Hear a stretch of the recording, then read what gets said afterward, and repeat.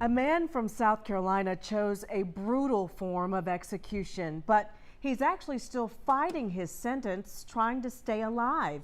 He is asking the governor to let him off of death row just weeks before he's set to be executed by firing squad. The man convicted of bashing two people to death with a baseball bat says he chose the firing squad because he thinks the way lethal injections have been working is an inhumane way to die. Channel 9's Tina Terry questioned the Department of Corrections about the recent injection cases. Tina?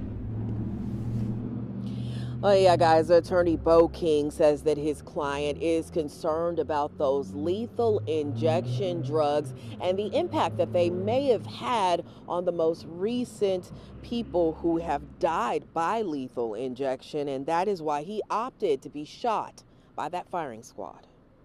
These three men who he knew well, who were his friends, experienced these prolonged executions and the swelling of their lungs. Attorney Bo King talking about the recent executions of three South Carolina inmates. In the past 6 months, Freddie Owens, Richard Moore, and Marion Bowman have all been executed by lethal injection. But due to their reported experiences, Brad Sigmund chose to be executed by a firing squad. If you administer a single dose of pentobarbital that is effective and reliable, then it will very quickly render you unconscious and stop your heart. And if it does that, then that is a constitutional execution.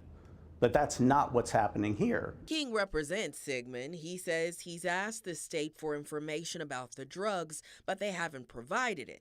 Today, a spokesperson for the Department of Corrections told Channel 9 experts have disputed the truthfulness of King's claims in court. And she said the department followed all protocols during recent executions. Sigmund was sentenced to death for double murder for killing his girlfriend's parents in 2001 by beating them with a baseball bat.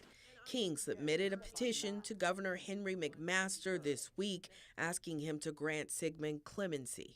Executing him now for the man that he was 20 years ago, a man who was dealing with an inherited mental illness and organic brain injuries and some pretty profound childhood trauma, just shows that we don't believe in the possibility of redemption.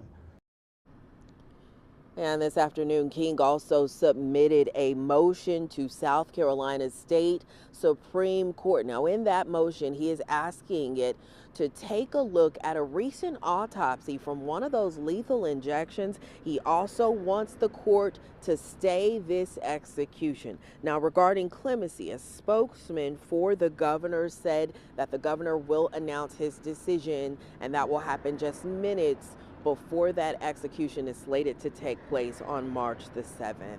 Tina Terry, Channel 9 Eyewitness News. All right, Tina, thank you. We did ask the Department of Corrections how the firing squad would work. They say the inmate sits in a chair with a target on their chest, and 3 corrections employees who have volunteered will fire 1 shot simultaneously.